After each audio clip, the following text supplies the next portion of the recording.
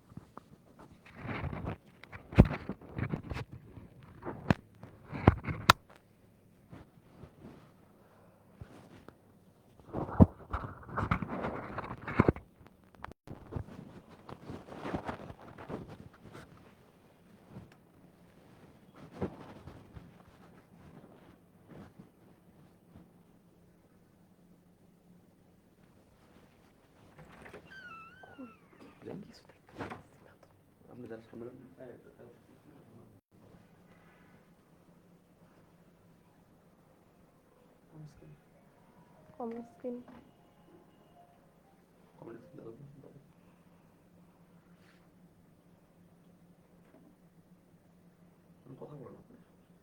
ওকে।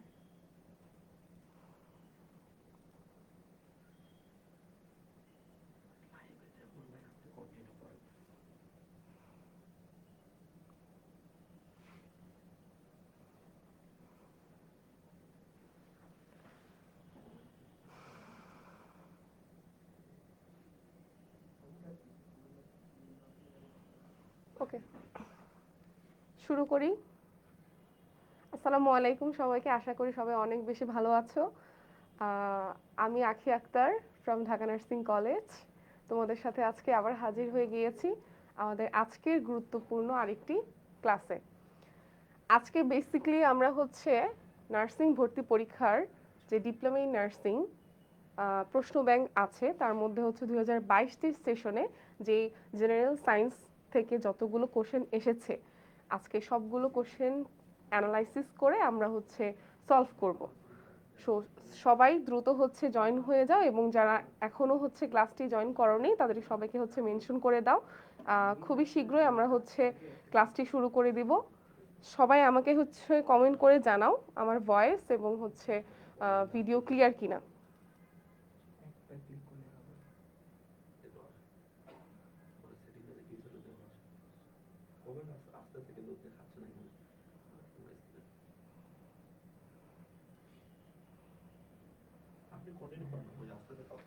ওকে,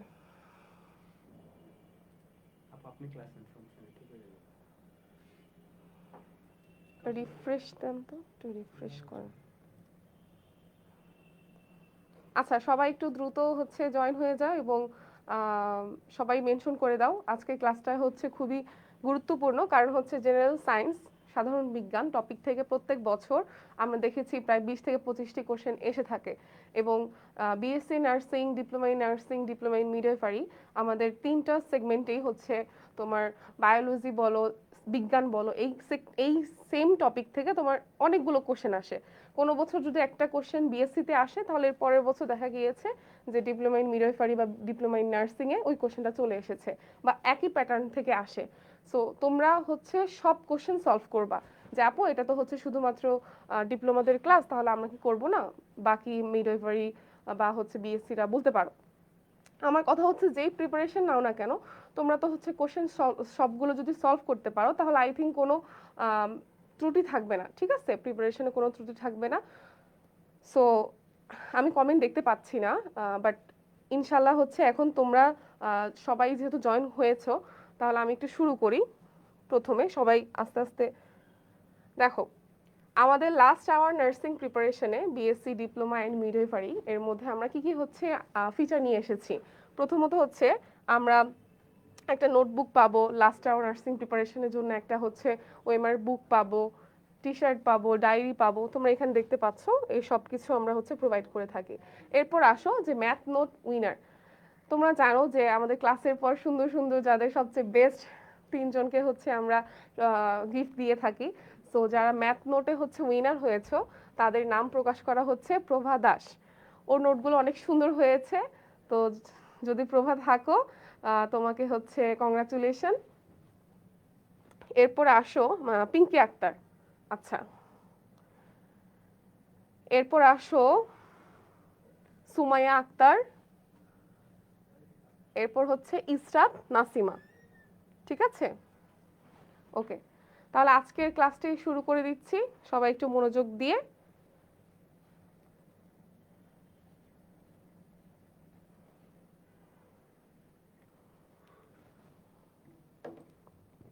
কমেন্টসই দেখতে পাচ্ছি না।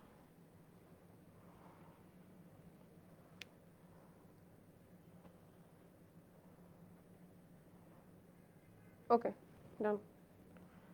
আচ্ছা, আসো আজকের হচ্ছে ডিপ্লোমা ইন নার্সিং 2022 সেশনে আমরা হচ্ছে কোশ্চেনগুলো কি কি আসছে একটু দেখি, ঠিক আছে, সলভ করি।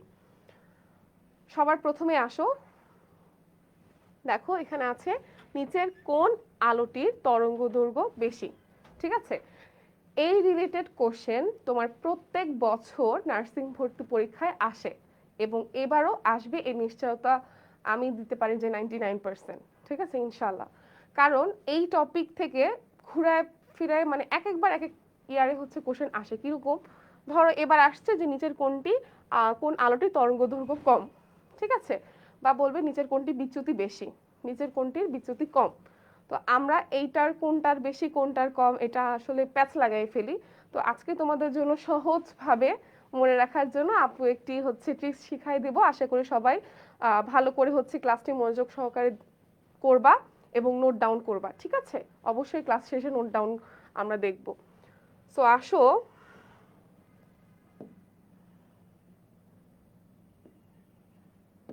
দেখো আমাদের কি চেয়েছে, তরঙ্গ দৈর্ঘ্য, তাই না?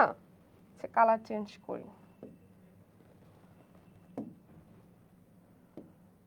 ওকে, খেয়াল করো তরঙ্গ দৈর্ঘ্য তারপর হচ্ছে কম্পাঙ্ক, এই দুটা কি তোমার ব্যস্তানুপাতিক, ঠিক আছে? মানে কম্পাঙ্ক যদি কোনোটা বেশি হয় তাহলে তরঙ্গ দৈর্ঘ্য হ্রাস পাবে, ঠিক আছে? ঠিক সেম ভাবে কোনো আলোর ধরো কমলা রঙের হচ্ছে তরঙ্গ দৈর্ঘ্য যদি কম হয় তাহলে ওটার বিচ্যুতি কি হবে, বেশি হবে। তো এই এই যে প্যাচ লাগে কিন্তু, আপু কোনটার কম কোনটার বেশি কিভাবে মনে রাখবো, আপু কিভাবে মনে রাখা যায়? আর হচ্ছে পরীক্ষার টাইমে তোমার মাত্র 20 থেকে 30 সেকেন্ডও টাইম থাকবে না, তো ওই সংক্ষিপ্ত সময় কিভাবে হচ্ছে এতগুলো মনে রাখতে পারবা সেটার জন্য দেখো একটা ছোট্ট অনেক সোজা একটা ট্রিক শিখাই দিচ্ছি, সবাই একটু খেয়াল করো। আমি একটা শিখাবো, বাকি সবগুলো অটো তোমরা হচ্ছে পেরে যাবা। দেখো শুধুমাত্র মনে রাখবা বে বি বে, ঠিক আছে? সবাই দেখতে পাচ্ছো? দেখো আমি কি লিখলাম, বে বি বে। এখন বলতে পারো আপু সরে সরে কখন শিখতে আসছি। আচ্ছা দেখো এখানে বে দিয়ে মানে হচ্ছে বেগুনি, ঠিক আছে? এরপর বি দিয়ে মানে হচ্ছে বিচ্যুতি, আমি সুন্দর করে সব বুঝাই দিব, আগে হচ্ছে লিখে নি, ঠিক আছে? আর এ বি দিয়ে হচ্ছে বেশি, মনে থাকবে? তাহলে কি লিখেছি দেখো, বেগুনির বিচ্যুতি বেশি, বেগুনির বিচ্যুতি বেশি। আচ্ছা আমরা ওই 7টা আলোর 7টা বর্ণ পড়ছিলাম না, 7টা আলো কি, বে নি আ সহ কলা, চলো সেটা আমরা লিখি, এখানে লিখি। দেখো বে নি আ স হ ক লা, দেখতে পাচ্ছ? দেখো 7টা রং আমরা পড়েছিলাম না, যে বেগুনি, নীল, আসমানি, সবুজ, হলুদ, কমলা, লাল, তাই না? এরকম 7টা আমরা সিরিয়াল ওয়াইজ হচ্ছে পড়েছিলাম। এখন আসো আমাকে কি বলছে, তরঙ্গ দৈর্ঘ্য কোনটি বেশি, কোন রঙের, হলুদ, বেগুনি, কমলা নাকি সবুজ, ঠিক আছে?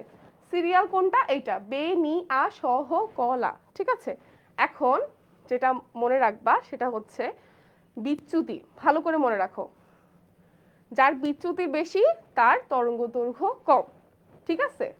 যার বিচ্যুতি কম তার তরঙ্গ দৈর্ঘ্য বেশি, ঠিক আছে? এই একটা জিনিস মনে রাখবা, মানে বিচ্যুতি, ঠিক আছে, আর তরঙ্গ দৈর্ঘ্য উল্টা, ঠিক আছে, পুরো ব্যস্তানুপাতিক। যার বিচ্যুতি বেশি তার তরঙ্গ দৈর্ঘ্য কি হবে? কম হবে। যার বিচ্যুতি কম হবে তার তরঙ্গ দৈর্ঘ্য বেশি হবে। এই দুটো জিনিস মনে রাখতে পারলে বাকি সব তোমরা ইজিলি এখন বলতে পারবা। দেখো আমি তোমাদেরকে কি লিখেছি, আমি লিখেছি বে বি বে, মানে শুধু আমি বেগুনিরটা দিয়ে মনে রাখবো যে বেগুনির বিচ্যুতি বেশি, জাস্ট এই একটা জিনিস মনে রাখবো। এখন দেখো বাকি সব কয়টা তুমি পারবা। দেখো তো বেগুনির যদি বিচ্যুতি বেশি হয় তাহলে বলো তো বেগুনির তরঙ্গ দৈর্ঘ্য কি হবে? সবাই একটু কমেন্ট করে বলো। তরঙ্গ দৈর্ঘ্য কি হবে? কম হবে। বুঝতে পারছো? মানে বেগুনির বিচ্যুতি সবচেয়ে বেশি, তাহলে বেগুনির কি হবে? তরঙ্গ দৈর্ঘ্য সবচেয়ে কম হবে। বুঝছো? তাহলে এবার বলো, এটা যদি প্রথমটা হয় তাহলে 7 নাম্বার সিরিয়ালে লাস্টেরটা কি আছে? লাল। খেয়াল করো, লালের বিচ্যুতি তাহলে কি হবে বলো তো? দেখো বেগুনির বিচ্যুতি বেশি, বেগুনির যদি বিচ্যুতি বেশি হয় উপর থেকে নিচে গেলে আস্তে আস্তে কি হবে? কম হবে বিচ্যুতি। তার মানে লালের বিচ্যুতি সবচেয়ে কম। বিচ্যুতি যেহেতু কম তাহলে বলো তো তরঙ্গ দৈর্ঘ্য বৃদ্ধি পাবে নাকি হ্রাস পাবে? আশা করি এরপর থেকে তোমরা কখনো এই জিনিসটা আর ভুলবা না। বেশি। এবার বুঝতে পারছো যে বে নি আ স হ ক লা এই সিরিয়ালটা জাস্ট আমরা মনে রাখবো, আর মনে রাখবো শুধু বেগুনিরটা, যে বেগুনির বিচ্যুতি বেশি, বে বি বে। ঠিক আছে, এখন বেগুনির বিচ্যুতি বেশি তার মানে বেগুনি তরঙ্গ দৈর্ঘ্য কম।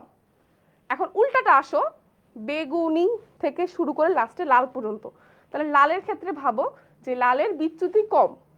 ঠিক আছে, তাহলে লালের তরঙ্গ দৈর্ঘ্য বেশি। মনে থাকবে? ক্লিয়ার? একটা থেকে তুমি সবগুলো পারবা।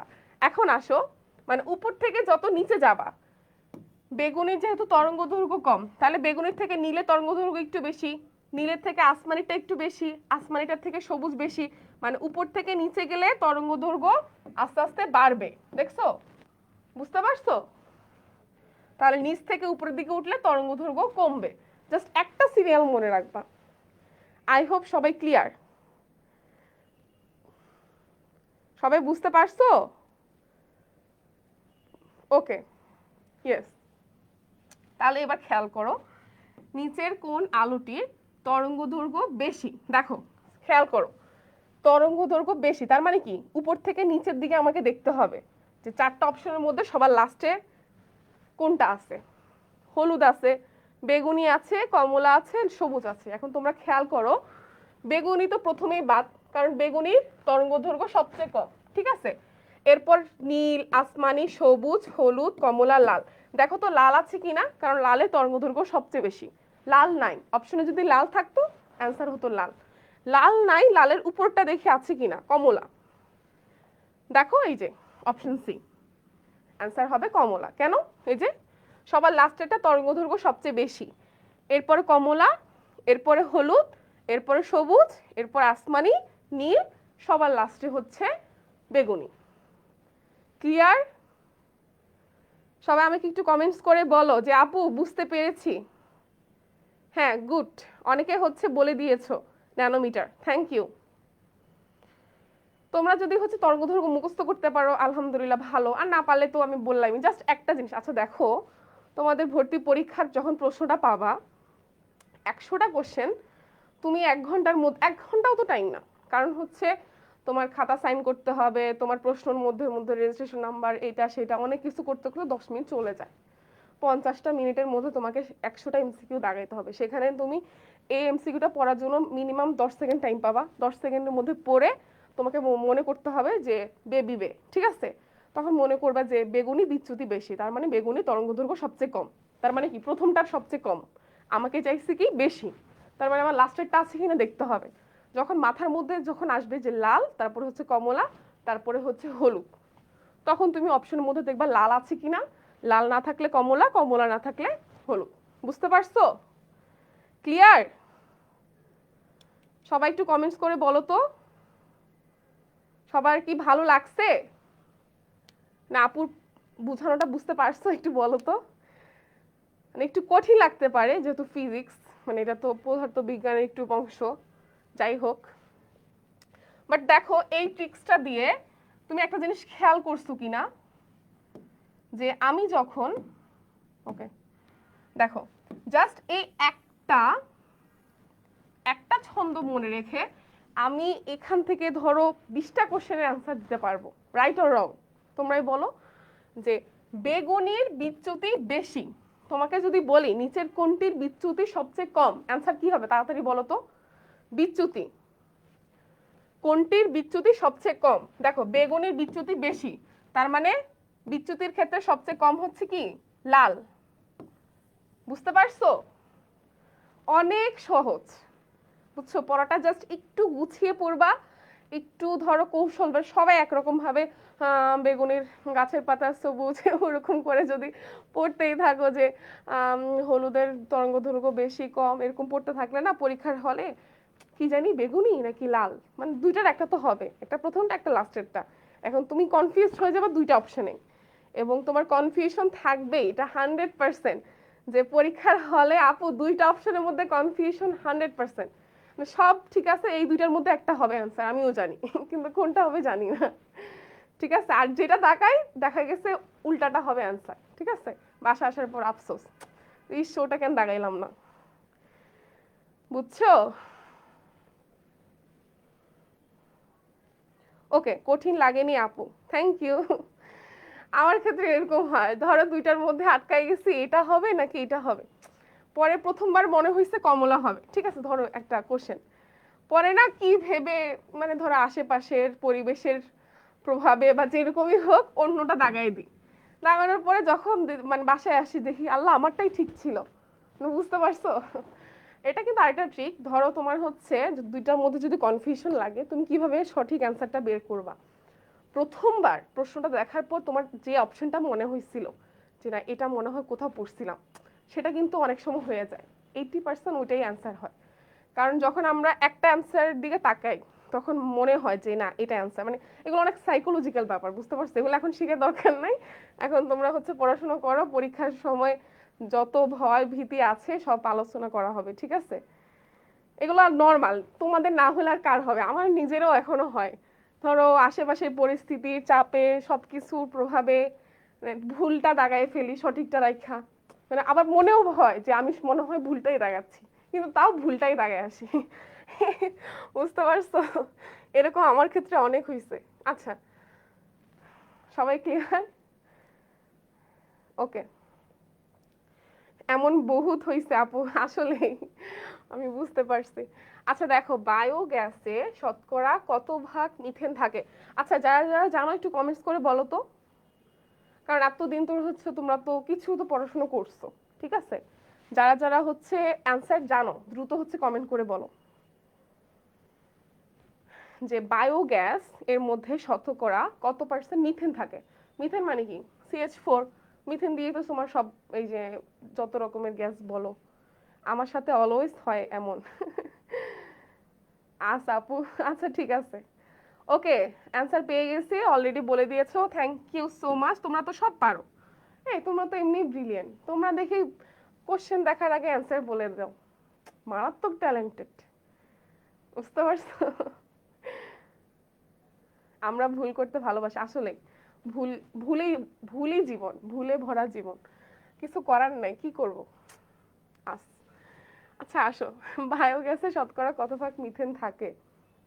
হ্যাঁ কংগ্রাচুলেশন সবাইকে, 60 থেকে 70 ভাগ।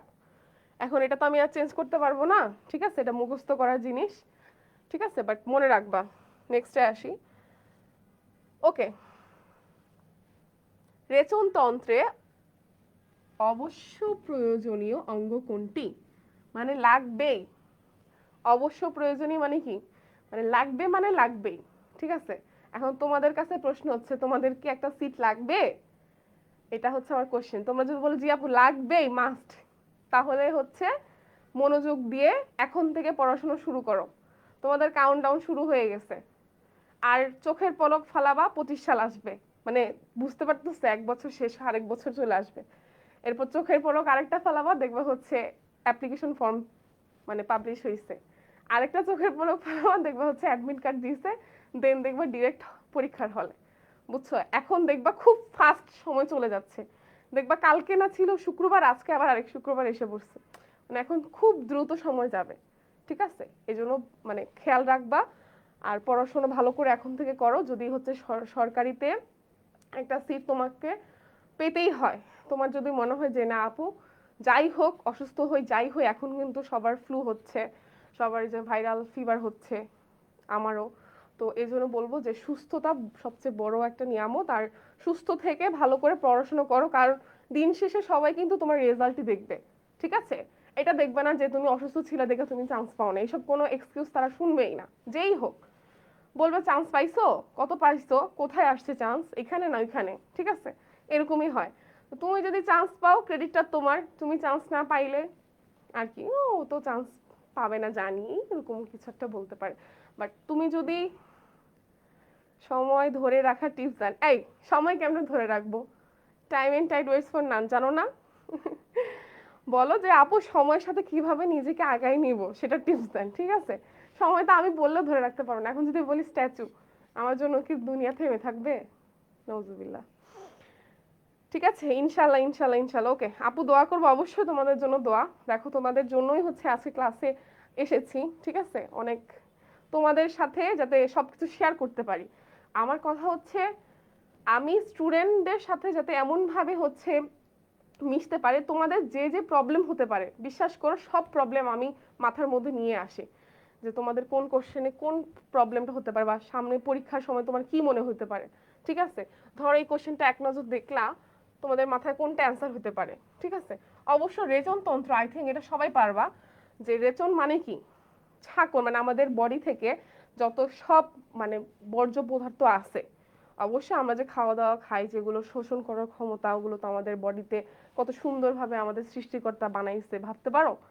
যে বডি থেকে খারাপ জিনিসগুলো আবার চলে যাওয়ার জন্য আলাদা করে অর্গান আছে, সব সিস্টেমটা অনেক সুন্দর না? হিউম্যান বডি হচ্ছে সবচেয়ে বড় এক্সাম্পল, ঠিক আছে? আসো, রেচন তন্ত্রে অবশ্য প্রয়োজনীয় অঙ্গ কোনটি? দেখো, বাজারে আচ্ছা সবাই হচ্ছে ক্লাসে মনোযোগ দাও, আসো দেখো এটার অ্যান্সার কি হবে, সবাই কমেন্ট করছো? সবাই একটু বলো। গাছের পাতা সবুজ, গাছের পাতা সবুজ না হয়ে হলুদ নীলও হইতে পারে যদি ক্রোমোপ্লাস থাকে, ঠিক আছে? সব গাছের পাতা কিন্তু সবুজ না। ম্যাপল দেখছো না, ম্যাপল পাতা অনেক সুন্দর, ঠিক আছে? সবকিছু হচ্ছে এখন থেকে সাইন্টিফিক্যালি মানে চিন্তা ভাবনা করবা, ঠিক আছে? সবকিছুর মধ্যে সায়েন্স আছে। আসো দেখো, রেচনতন্ত্রে অবশ্য প্রয়োজনীয় অঙ্গ কোনটি? পাকস্থলী। পাকস্থলী কেন হবে? পাকস্থলীতে কি আছে? পরিপাকতন্ত্র আছে, ঠিক আছে? যদি বলতো যে পরিপাকতন্ত্রের অবশ্য প্রয়োজনীয় অঙ্গ কোনটি, পাকস্থলী বলতাম। এরপর আসো বৃক্ক, আছে এটাতে অ্যান্সারিং।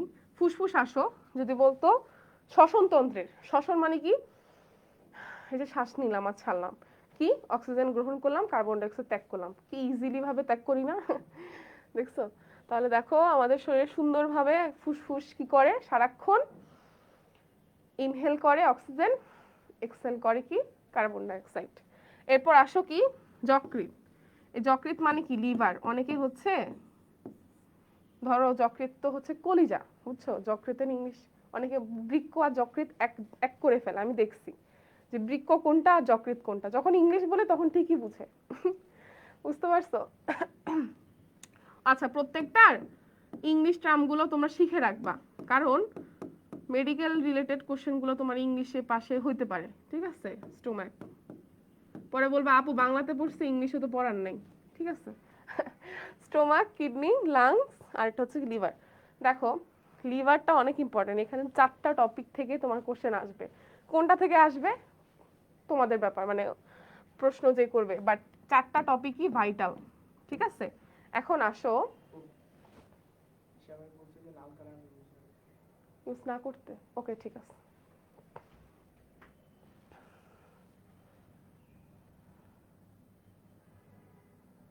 দেখো কি বলছিলাম, লিভার।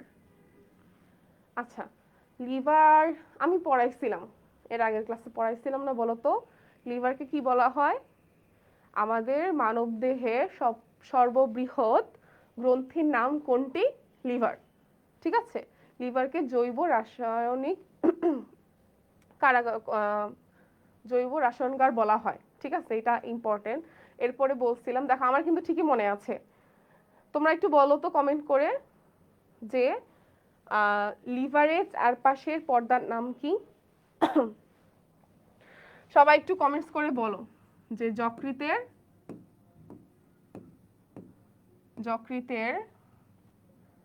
পর্দার নাম কি?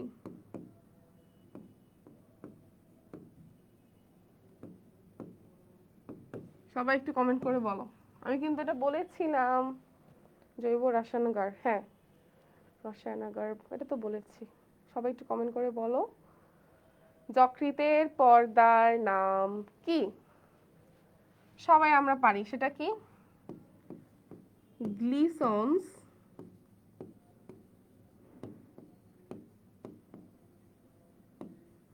ক্যাপসুল। মনে থাকবে? এরপর বলো তো ফুসফুসেরটা কি হবে? দেখছো চারটা আছে, ভালো হয়েছে না? চারটাই আমাদের পড়া হয়ে যাবে এবং এগুলাই আসবে, আর এগুলাই দেখবা তোমরা ভুল করবা। আমি 100% গ্যারান্টি দিয়ে বলতেছি, তুমি এটা দেখছো, এটা পড়বা, পরীক্ষার হলে আসবে যে নিচের কোনটি পাকস্থলীর নিচের কোনটি দ্বারা পাকস্থলী আবৃত থাকে? অ্যান্সার হবে পেরিটোনিয়াম। তুমি দাগায় দিছো পেরিকার্ডিয়াম। এই ছোট্ট একটা মিস্টেক তুমি করবাই। এর কারণেই হচ্ছে অনেকে বলে আপু সবই তো মানে ভালো করছি, পরীক্ষা তো ভালো দিচ্ছি, তাহলে চান্স কেন পাইলাম না? এই যে ছোট্ট একটা জিনিস ভুল করবা।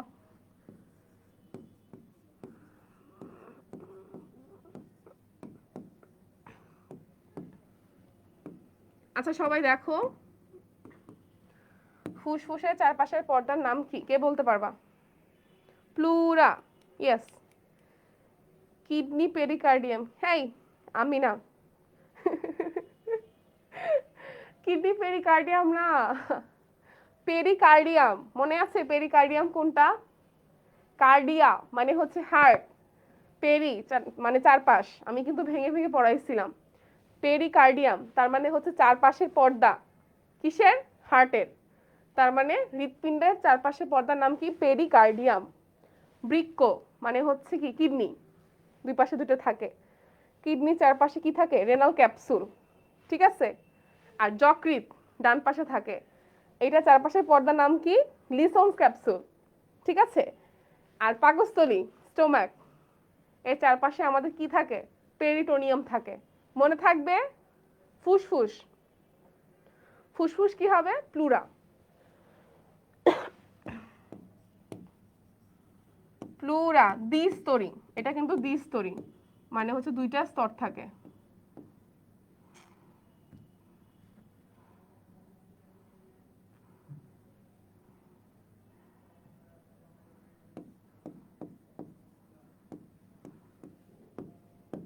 ঠিক আছে, তাহলে যকৃৎ হলো, ফুসফুস হলো, পাকস্থলী হলো, আর বৃক্কটা তো বললাম, বৃক্কটা বলি নাই।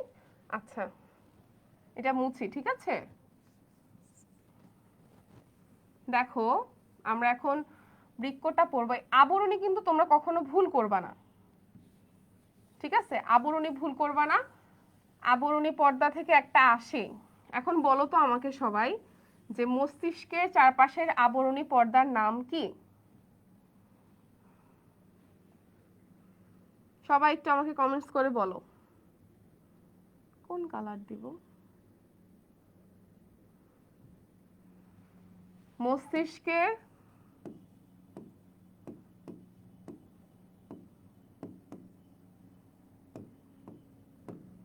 চারপাশের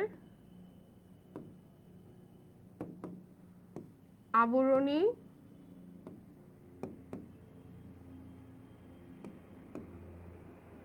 নাম কি? সবাই একটু কমেন্টস করে বলো। তাই পেরিকার্ডিয়াম কে বললো? মানে তোমাদের মাথায়ও কি পেরিকার্ডিয়াম আছে? মাত্র বললাম পেরিকার্ডিয়াম মানে হচ্ছে হার্টের চারপাশের আবরণ। মাথায় হচ্ছে দেখো মতে মস্তিষ্ক মতে মেনিনজেস, আর কখনো ভুল করবা? মতে মস্তিষ্ক মতে মেনিনজেস, শেষ। ঠিক আছে, আবার দেখো ফুসফুস, প ফ তার মানে প্লুরা, মানে এগুলো একটু মনে করবা। পেরিটোনিয়াম মানে পাকস্থলী, এভাবে মনে রাখবা। ঠিক আছে, এই যে ভেরি গুড, সবাই এখন মেনিনজেস বলতেছে। হ্যাঁ, বিমান যাইতেছে। ঠিক আছে, ভালো মনোযোগ দাও। এবার আসো নেক্সট। আচ্ছা, এটা কি বললাম? মেনিনজেস।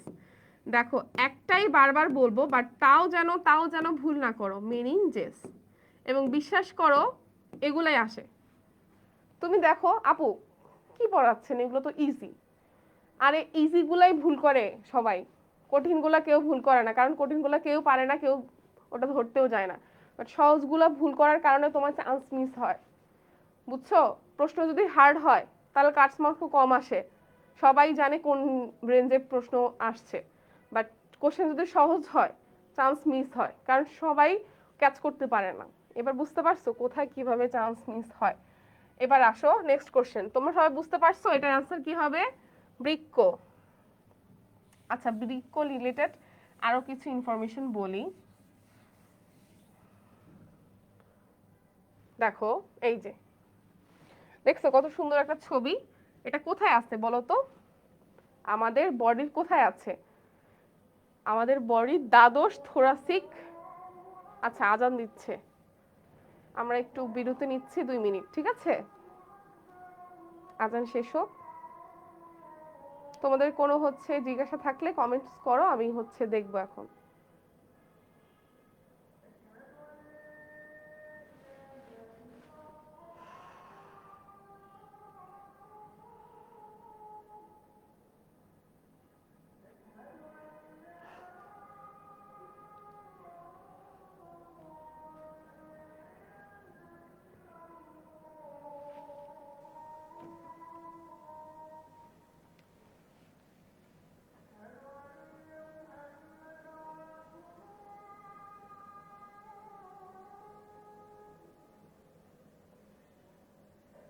আজান শেষ হলে শুরু করব।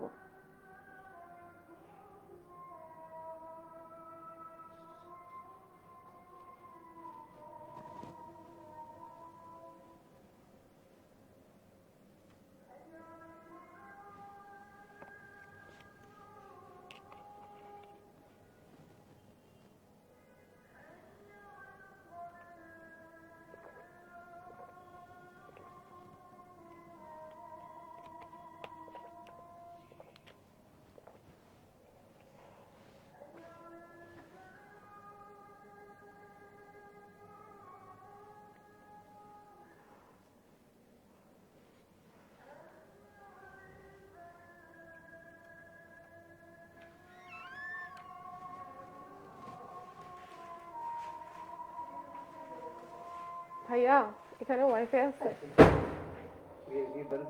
ওয়াইফাই আছে? আজান দিচ্ছে, বিরতি দিচ্ছি, সমস্যা নেই।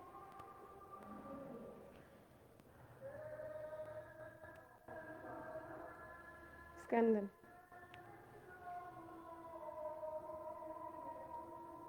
আমার জন্য চা আনতে চায়, আর তো ভাই আসলোই না।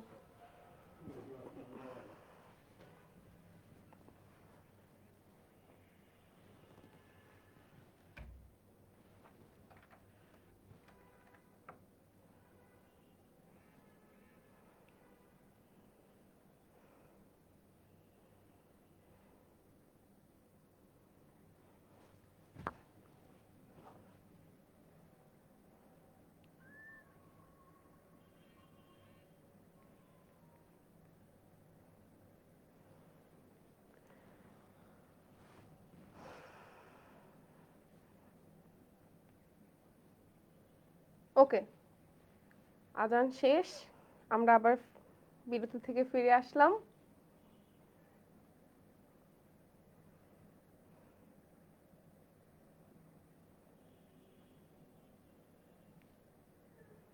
ঠিক আছে,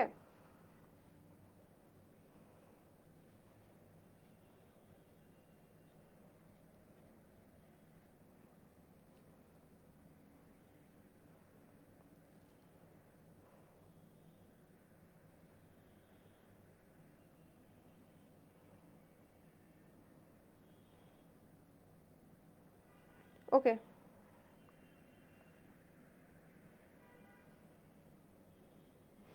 আসো দেখো, খেয়াল করো, এবার একটু ভালো করে খেয়াল করো। বৃক্ক, ঠিক আছে, কিডনি আমাদের দেহের মধ্যে অত্যন্ত ভাইটাল একটা অর্গান, যার মাধ্যমে আমাদের বডিতে তৈরি নাইট্রোজেন ঘটিত বর্জ্য পদার্থগুলো সুন্দরভাবে নিষ্কাশিত হয়, ঠিক আছে, মূত্রের মাধ্যমে। এখন বৃক্কের পজিশনটা কোথায় বলো তো?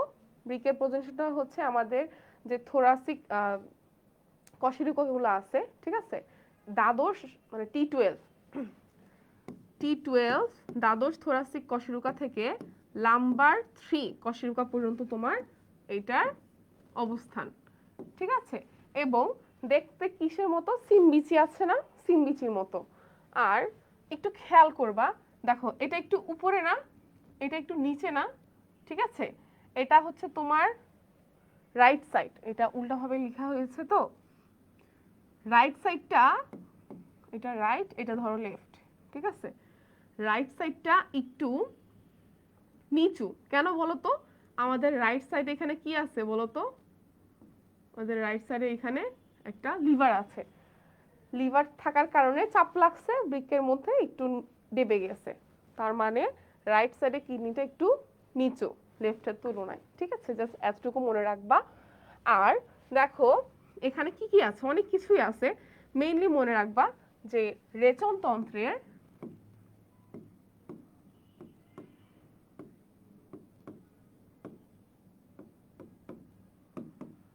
রেচনতন্ত্রের এই যে রেচন,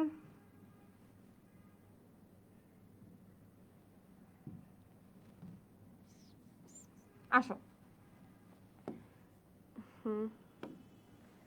80% রেচন পদার্থ নিষ্কাশিত হয় বৃক্কের মাধ্যমে। কিসের মাধ্যমে? বৃক্কের মাধ্যমে, ঠিক আছে, আমি পুরো লাইনটা লিখলাম না, বুঝে নিও। আর 20% বডির এই বর্জ্য পদার্থগুলো নিঃসৃত হয় কিসের মাধ্যমে? আদার্স অর্গান, যেমন ত্বক, ফুসফুস, পাকস্থলী, ঠিক আছে, এগুলো। এই যে ত্বক কিভাবে বের হয় বলতো? ঘাম, আমরা যখন ঘামাই তখন এখান থেকে কি বের হয়? বর্জ্য পদার্থগুলো নিষ্কাশিত হয়, ঠিক আছে। এরপর আসো, কি বললাম, আচ্ছা এখন বলো প্রধান রেচন অঙ্গ কোনটি? বৃক্ক। কত পার্সেন্ট বর্জ্য নিষ্কাশিত হয় রেচন তন্ত্রের মধ্যে বৃক্কের মাধ্যমে? 80%। আর বৃক্ক কি কি দ্বারা গঠিত সেটাও তো আমাদের জানা লাগবে, ঠিক আছে। আচ্ছা, কিডনির ব্যবসা পরে শুরু করিও, আগে হচ্ছে কিডনি সম্পর্কে জানো, তোমার কিডনি ভালো আছে কিনা সেটাও হচ্ছে দেখতে হবে, ঠিক আছে, কিডনিগুলো। আচ্ছা দেখো, খেয়াল করো, বৃক্কর আমাদের যে রেচন, প্রধান রেচন অঙ্গের নাম কি? বৃক্ক, এতটুকু তো সবাই ক্লিয়ার। এখন প্রধান রেচন অঙ্গ বৃক্ক কি কি দ্বারা হচ্ছে আছে, দেখো তো, বৃক্কের মধ্যে লম্বা একটা কি দেখতে পাচ্ছি? নালী বের হইছে, এই দিক দিয়ে একটা, এই দিক দিয়ে একটা। আচ্ছা, মেইনলি বৃক্ক কয়টা? এক, এক, দুই, দুইটা বৃক্ক আমাদের আছে। কিডনির কয়টা? দুইটা। কিডনির কি কি আছে, কি কি দ্বারা গঠিত দেখো? কিডনির ভিতরে একটা ইউরেটার আছে, ইউরেটার মানে হচ্ছে মূত্র নালী, ঠিক আছে। এখানে একটা মূত্রথলি আছে, একটা ইউরেথ্রা আছে, মানে মূত্র, ইউরেথ্রা মানে হচ্ছে ছিদ্র। তাহলে কি কি দ্বারা গঠিত? দুইটা ইউরেটার, দুইটা কিডনিটা, একটা মূত্রনালী, মূত্রথলি, আর একটা মূত্রছিদ্র বা ইউরেথ্রা, আর দুইটা বৃক্ক। তাহলে দুইটা কিডনি, দুইটা ইউরেটার, একটা মূত্রথলি, ইউরিনারি ব্লাডার, ইউরেথ্রা দিয়ে হচ্ছে তোমার রেচনতন্ত্র গঠিত। এখন আসো মেইনলি এই যে আমাদের বৃক্ক মানে কিডনি, চারপাশে কি বললাম? রেনাল ক্যাপসুল দ্বারা আবৃত থাকে, ঠিক আছে। বৃক্কের কার্যকরী ও গঠনগত এককে কি বলা হয়? সবাই একটু কমেন্টস করে বলো তো, সবাই একটু কমেন্টস করে বলো, বৃক্কের গঠন ও কার্যকরী এককে কি বলা হয়?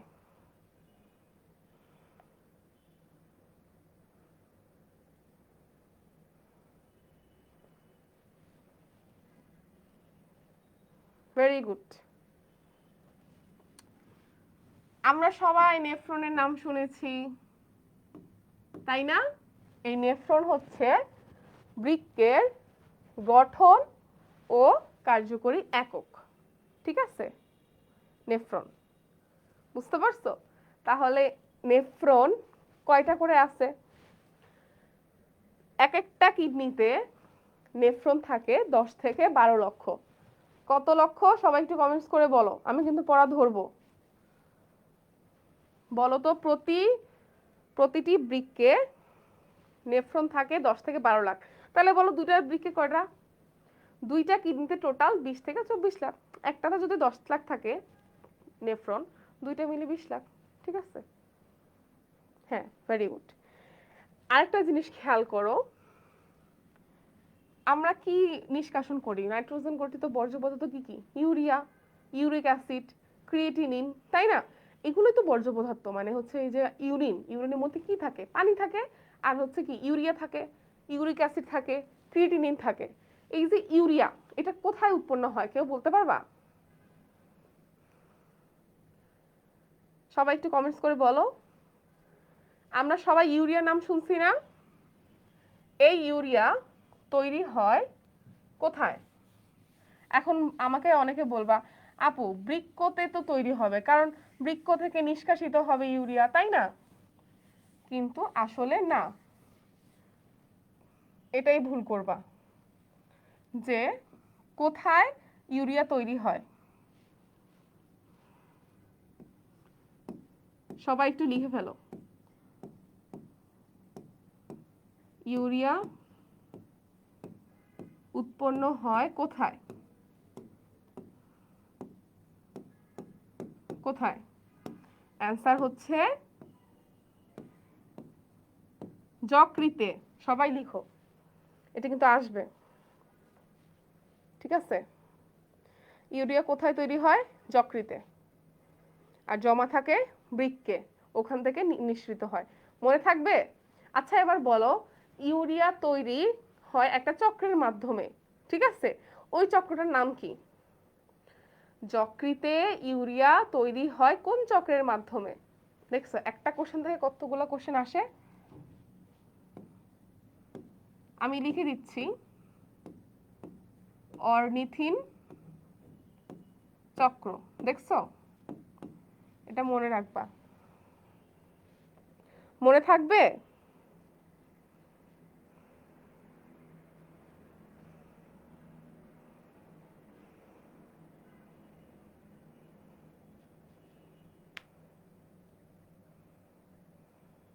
হুম,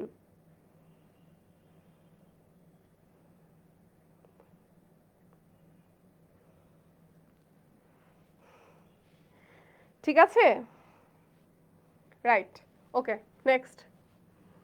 তাহলে আমরা বৃক্ক রিলেটেড একটু ওভারঅল ধারণা পাইলাম, পাইছি কিনা বলো?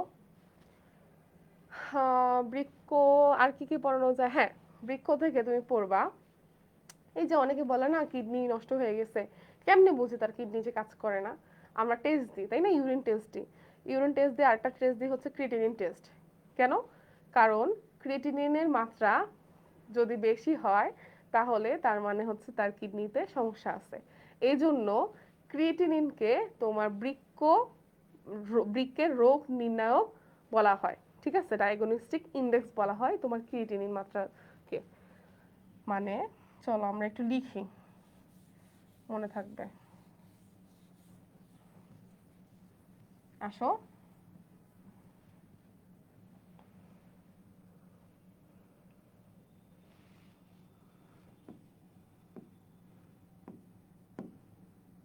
রক্তে ক্রিয়েটিনিন মাত্রাকে কি বলা হয়? রোগ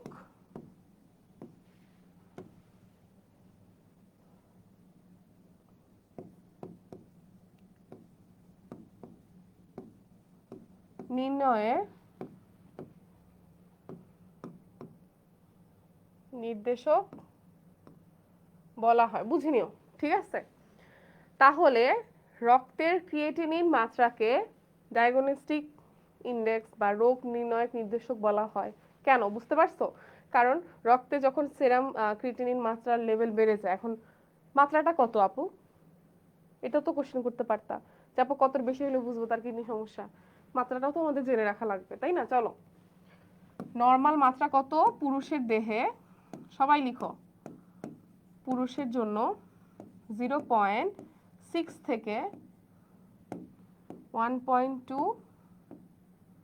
mg/dl,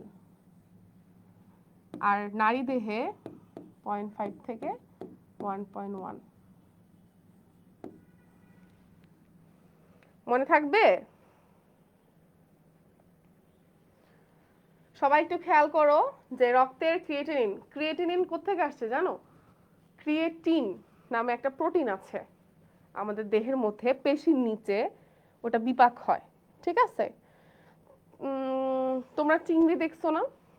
চিংড়ি মাছ, তো চিংড়ির দেখো না খোলসের ভিতরে কিছু থাকে না? হ্যাঁ, এগুলো কিন্তু হচ্ছে তোমার ওদের বর্জ্য পদার্থ। ওই যে খোলসের নিচে দিয়ে হচ্ছে থাকে ময়লাগুলো মাথার চারপাশের দিক দিয়ে, ঠিক আছে? মাথার উপরে বর্জ্য পদার্থ, বুঝো নাই? মাথার খোলসের নিচে, তো এই যে চামড়ার নিচে, তো এইগুলো হচ্ছে তোমার কি বললাম যে বর্জ্য পদার্থগুলো এক একটা জায়গায় এক একটা ভিত্তি ওয়াইজ থাকে। তো 2% বিপাক হয় ক্রিয়েটিনিন পেশির করতে, আর বাকি ক্রিয়েটিনিন মাত্রা তোমার বডি থেকে এক্সক্রিট করে দেয়, ঠিক আছে? বেশি জানা লাগবে না, জাস্ট মনে রাখবা যে ক্রিয়েটিনিন যদি বেশি হয় তার মানে তার কিডনিতে সমস্যা, এবং নর্মালটা কত? 0.6 থেকে 1.2 mg/dl, ঠিক আছে, মিলিগ্রাম পার ডেসিলিটার। আর নারী দেহে, দেখছো নারী দেহেই লিখি নাই, নাহলে তো ভাববা আপু দুইটাই হচ্ছে পুরুষের। নারীদের একটু কম, তাই না? হ্যাঁ, 0.5 থেকে 1.1, আই থিঙ্ক এটা মুখস্থ হয়ে যাবে। তোমরা 6, 6 দুগুণে 12, 5, 5 দুগুণে 10, আর 1, 11, এরকম মনে রাখবা। 0.6 থেকে 1.2, 0.5 থেকে 1.1, মনে থাকবে? ওকে, এরপর আসো নেক্সট। দেখো, নিচের কোনটি থেকে পেনিসিলিন পাওয়া যায়? এখন বলো আমাকে, পেনিসিলিন কি আপু? পেনিসিলিন নাম কি কখনো শুনছো? আচ্ছা, শৈবাল, ব্যাকটেরিয়া, ছত্রাক, ভাইরাস, কোনটা হইতে পারবে বলো তো একটু?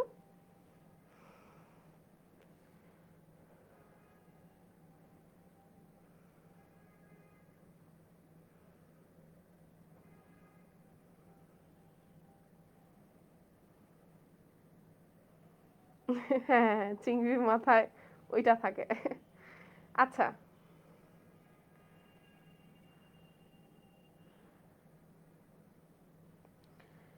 ওকে, থ্যাংক ইউ। সবাই হচ্ছে অপশন সি বলেছো, ছত্রাক।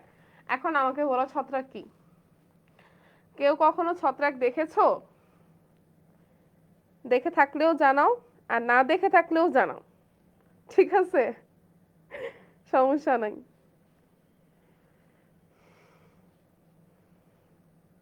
ওকে,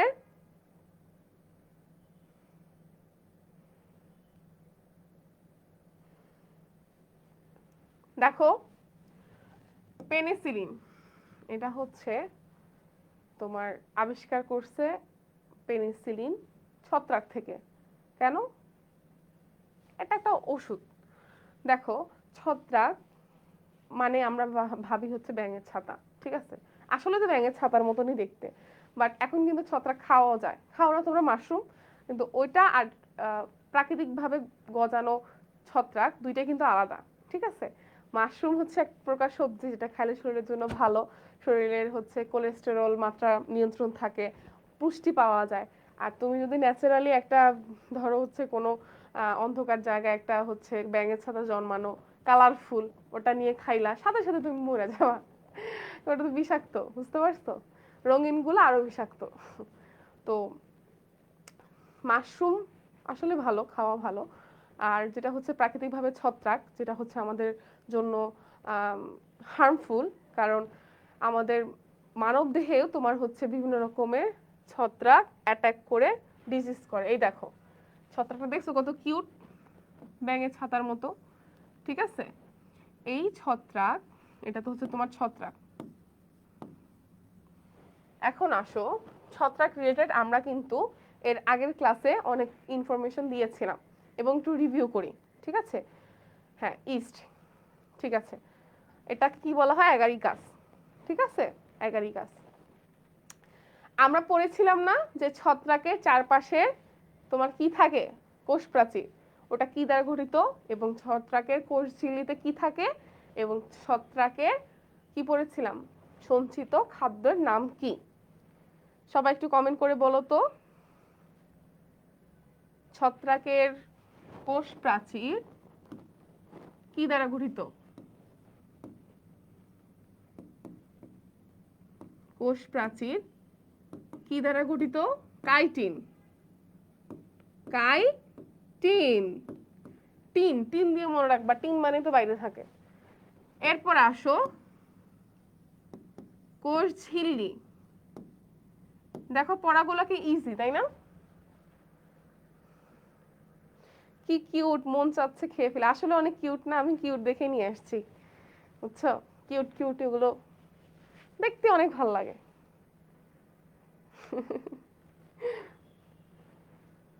আজকে মাশরুম খাইও, ঠিক আছে?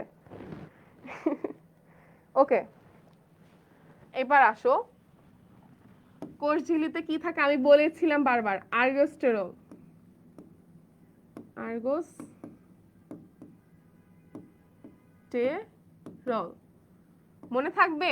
আর্গোস্টেরল। আর ছত্রাকের সঞ্চিত খাদ্যের নাম কি? সঞ্চিত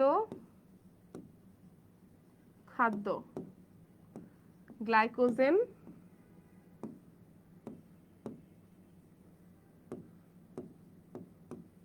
ও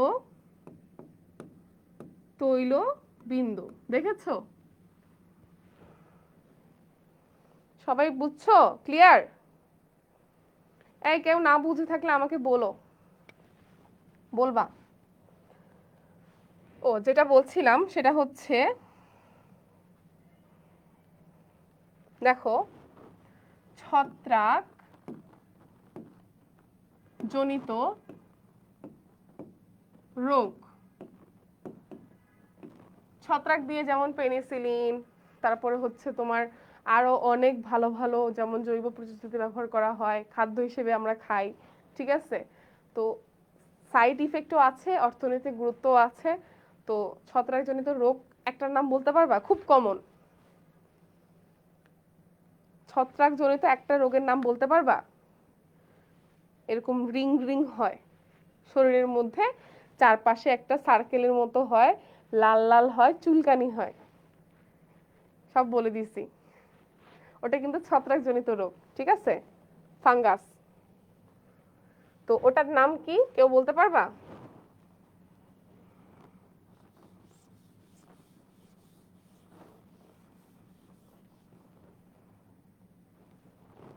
ছত্রাকজনিত রোগ কোনগুলো আছে দেখো।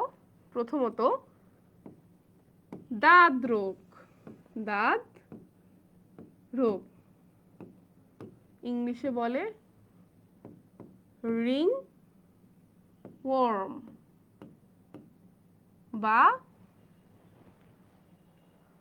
হ্যাঁ ভেরি গুড, দাঁত। দাঁত রোগের আরেকটা নাম আছে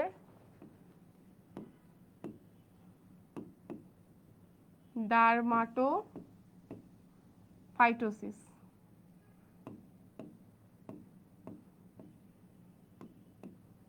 ইয়েস, ডার্মা মানে কি? স্কিন। ফাইটোসিস তোমার স্কিনে এরকম করে সার্কেল হয়ে চুলকানি হবে, লাল হয়ে থাকবে, এরকম ছোপ ছোপ ছোপ ছোপ ছোপ ছোপ, যখন দেখবে মাথাতেও হয়, ঠিক আছে? এটাকে ইংলিশে বলা হয় হচ্ছে দাঁত রোগ। যে যেই ছত্রাকের সংক্রমণে হয় সেটা হচ্ছে ট্রাইকোফাইটন। ট্রাইকোফাইটন রাবরাম, ঠিক আছে? ট্রাইকোফাইটন টিনিয়া, টিনিয়া বলা হয় সংক্ষেপে, টিনিয়া। তো এই যে দাঁত রোগ, এই যে রিংওয়ার্ম, ডার্মাটোফাইটোসিস, দাঁত রোগ কিন্তু এখন খুব কমন, তাই না? চুলকানির গোল গোল ছোপ ছোপ। যদি মাথাতে হয় সেটার নাম আরেকটা হবে। মাথাতে দেখবা ছোপ ছোপ ছোপ ছোপ এরকম করে চুলকালে মনে হয় সব হচ্ছে খুশকি পড়তেছে, তোমার কিন্তু হচ্ছে ফাঙ্গাস ইনফেকশন থাকতে পারে, ঠিক আছে? মাথায় হলে একটা নাম টিনিয়া কর্পিস, তোমার যদি স্কিনে হয়, বডিতে আরেকটা নাম, ঠিক আছে? এরপরে যদি তোমার হচ্ছে ইন্টারনাল অর্গানে থাকে আরেকটা নাম হবে, ঠিক আছে? তো মেইনলি দাদ্র যেটা হচ্ছে ডার্মাটোফাইটোসিস, এটার তোমার ক্ষেত্রভেদে হচ্ছে অনেকগুলো নাম আছে, ঠিক আছে? এখন আসো যে আপু এটা যে হলো রিং রিং মতো হলো, হ্যাঁ আলুর রোগের মতো না, আলুরও তো হচ্ছে রোগ আছে। ছত্রাকজনিত আলুর রোগ কোনটা বলো তো? এটা তো দাঁত রোগ, যেটা হচ্ছে মানুষের হয়, ঠিক আছে? এখন যদি ছত্রাকজনিত একটা উদ্ভিদের রোগের নাম বলো তো? আলুর ধসা রোগ, আলুর ধসা রোগ, বা ইংলিশে বলে আর্লি ব্লাইট, ঠিক আছে? বা late blight, early blight, late blight, Alternaria solani, ঠিক আছে? এটা হচ্ছে তোমার ছত্রাকজনিত রোগ।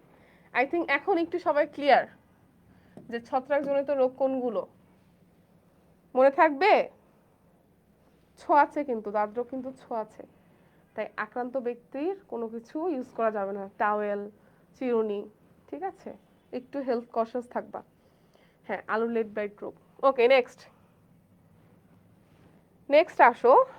দেখো যেগুলো হচ্ছে মানে অনেক ডিটেলস পড়ানো যায়, যেগুলো না বললে না আমি একটু হচ্ছে ডিটেলস বলবো, আর যেগুলো মনে হবে যে না এটা তোমরা এমনি হচ্ছে বুঝতে পারবা বা এটার হচ্ছে ওভারঅল ধারণা তোমাদের আছে, সেগুলো জাস্ট আমরা একটু অ্যান্সারগুলো দেখব। দেখো নিচের কোনটি বিশুদ্ধ পানির বৈশিষ্ট্য নয়?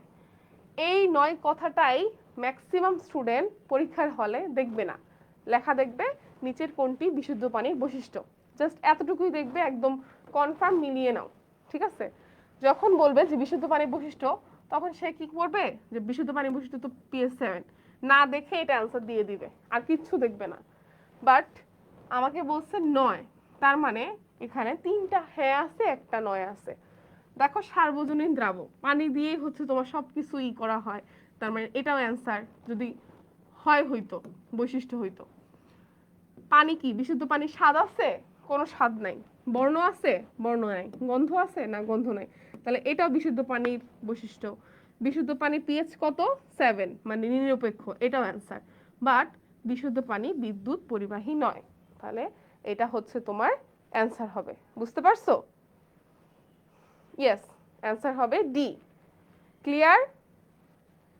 সবাই একটু আমাকে বলো যে আপু আমি ক্লিয়ার।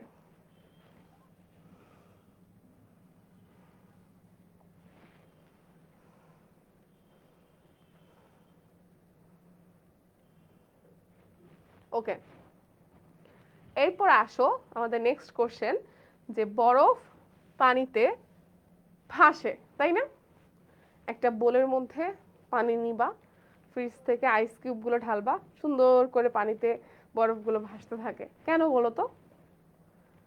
ক্লিয়ার আপু? ওকে,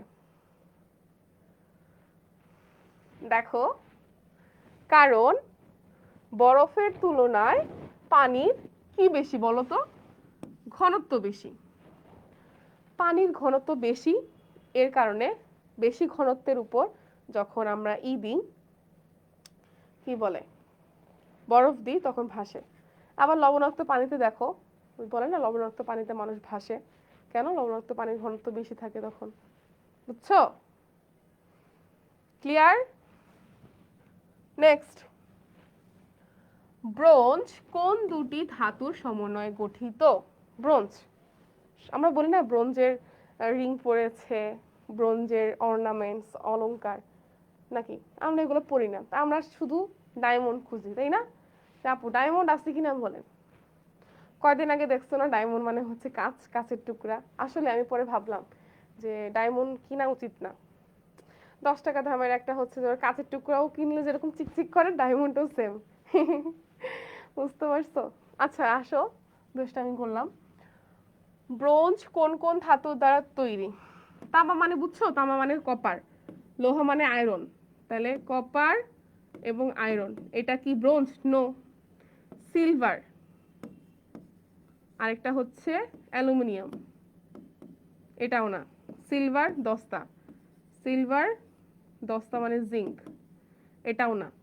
অ্যান্সার কি হবে? তামা মানে কপার আর টিন, ঠিক আছে? এটা হচ্ছে তোমার ব্রোঞ্জ। মনে থাকবে? ওকে, নেক্সট।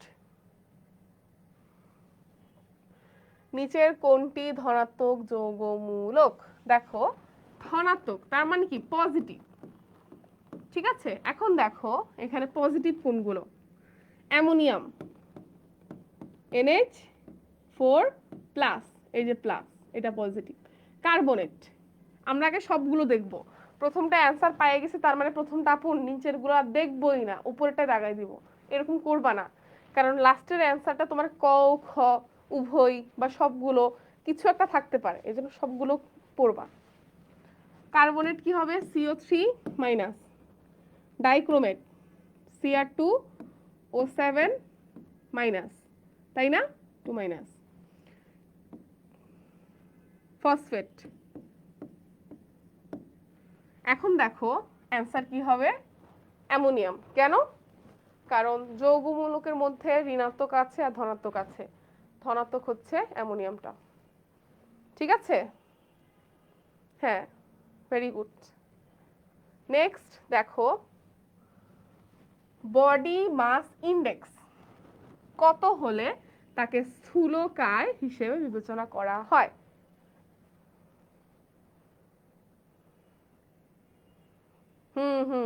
সেটাই আসলে। আচ্ছা দেখো, বডি মাস ইন্ডেক্স, ঠিক আছে, বা সংক্ষেপে BMI। এখন তুমি সুস্থ আছো কিনা এটা নির্বাচন করা হয়, মানে নির্ণয় করা হয় BMI দেখে, যে তোমার BMI ঠিক আছে কিনা। আমাদের বলো তো নর্মাল BMI রেঞ্জ কত? কে বলতে পারবা? আমাদের BMI আদর্শ মান কত, কত থেকে কত?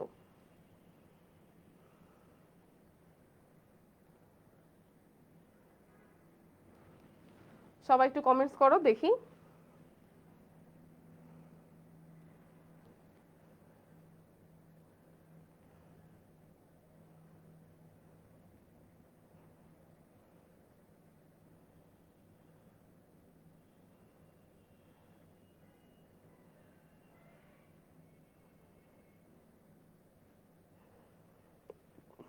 Very good.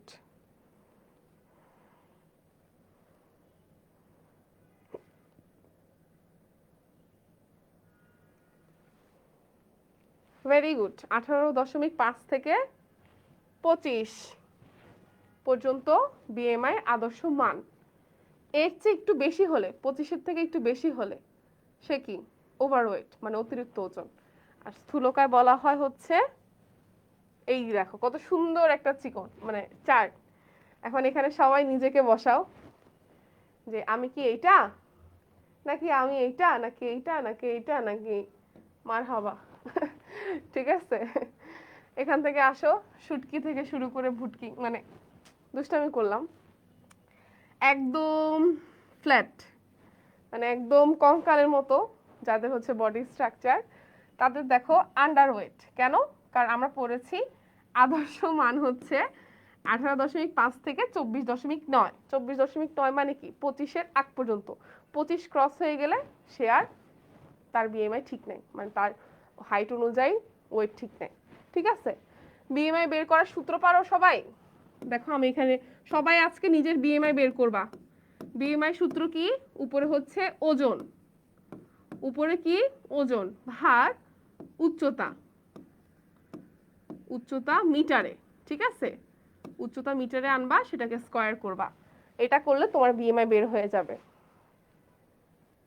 আমার মনে হয় 2 নাম্বারটা। কংগ্রাচুলেশন, 2 নাম্বার হলে তুমি নরমাল, ঠিক আছে? তুমি ঠিক আছো।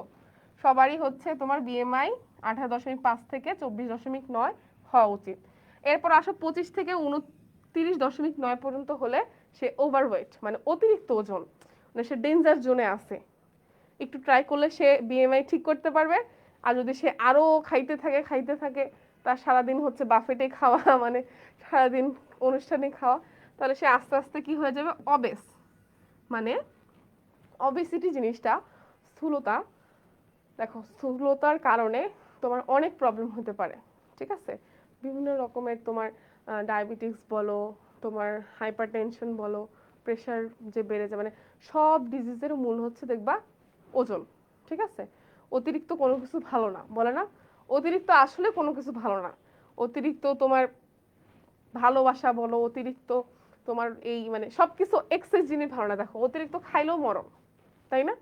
শুধু অতিরিক্ত পড়া বাদ দিও না, যে আপু বলছে অতিরিক্ত ভালো না, আজকে থেকে অতিরিক্ত পড়বো না।